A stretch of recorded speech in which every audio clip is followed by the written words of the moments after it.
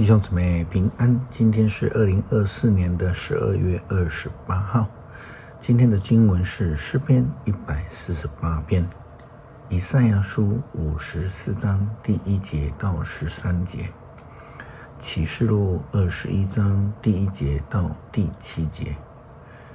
今天要跟大家分享的主题是即将过去。2024年即将过去了，新的一年即将开始。其实时间是每一天、每一时、每一分、每一秒都在过去与将来当中不断的在前进。只不过是因为我们人的这种历法呀，把这样的关系，让我们有了这种过了365天就有年终，然后就有新年的开始。对于信仰而言，上帝给了人新的盼望，因此也在预言应许当中时常提到，旧事已过，一切都要变成新的了。这样的概念存在，我们要用更简单的论点来说，再难过的日子都会过去，都即将要过去。而我们呢，需要更勇敢的去面对，来迎接上帝新的赐福。以赛亚书54章第1节到13节，上帝透过先知的预言这样子的提到：耶路撒冷啊，你好比不能生育的女子，但现在你能歌唱，大声欢呼。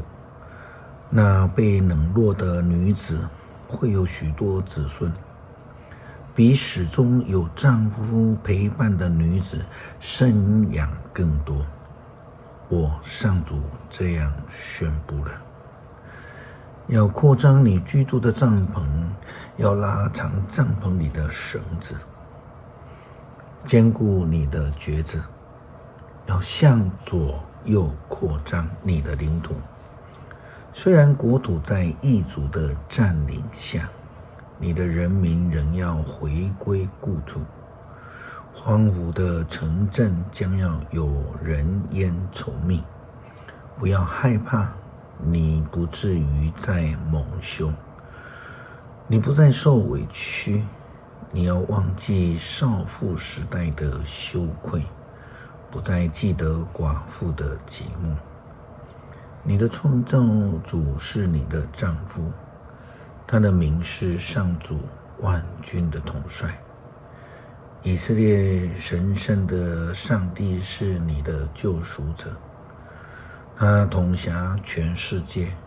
以色列啊，你像一个年轻的妻子，被丈夫遗弃，乡愁忧伤，但是上主接你回来。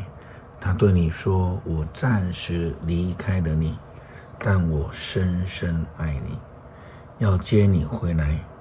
我生气不理你是暂时，我对你的爱却是永久。上主你的救赎者这样宣布了：在挪亚的时候，我曾应许不再以洪水淹没大地。现在我应许不再向你发怒，不再惩罚你。大山可以挪开，小山可以迁移。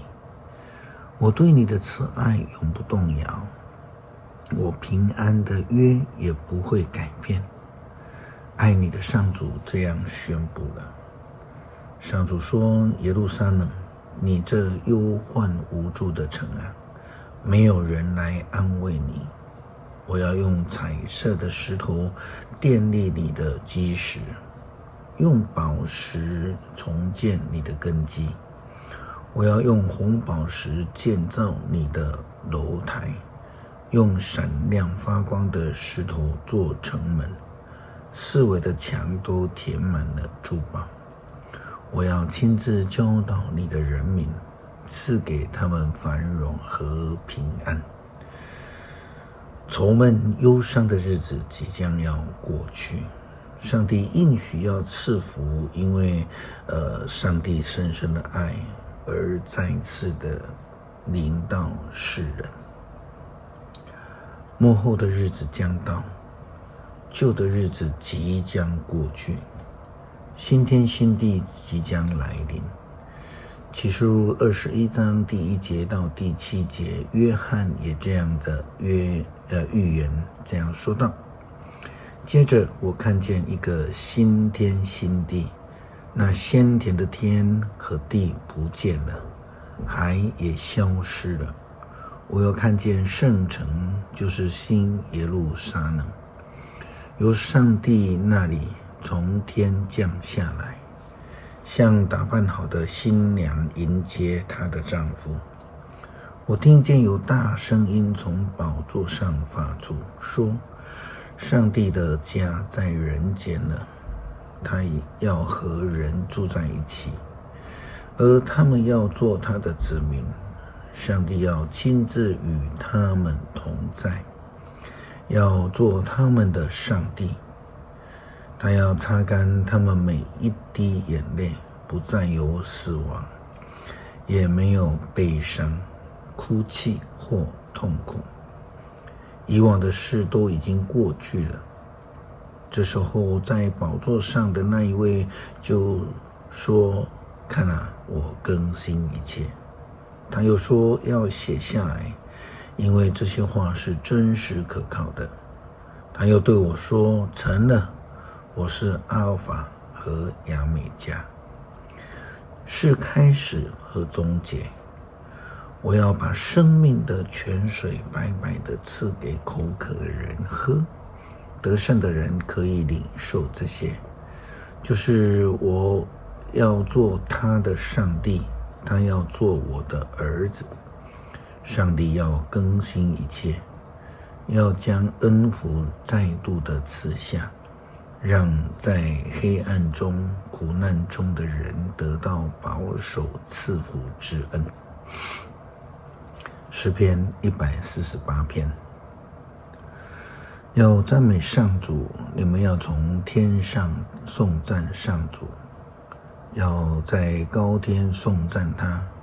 他的众天使啊，你们要颂赞他；他的众天军啊，你们要颂赞他。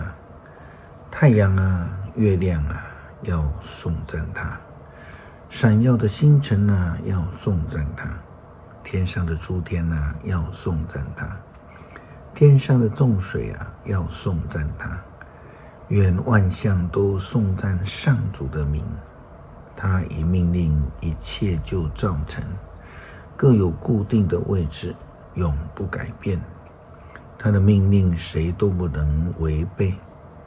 海怪啊，深渊啊，闪电、冰雹、血、云雾啊，遵行命令的大风啊，要从地上颂赞上主。大山小山啊，果树森林啊，野兽牲畜啊，昆虫飞禽啊，你们都要颂赞他。君王啊，万民啊，公侯啊，一切掌权者啊，少年人啊，少女啊，老年人啊，孩童啊，你们都要颂赞他。愿他们都颂赞上主的名，唯有他的名被尊崇。他的荣耀超越天地，他使他的子民强盛，因此他忠贞的子民以色列，所有的亲爱的子民都颂赞他，要赞美上主。你心忧闷吗？你在困境中吗？无论什么样的境况，都即将过去。基督徒要迎接新的日子，新的赐福，要坚持到底，就必得救。祷告奉主耶稣基督圣名求，阿们。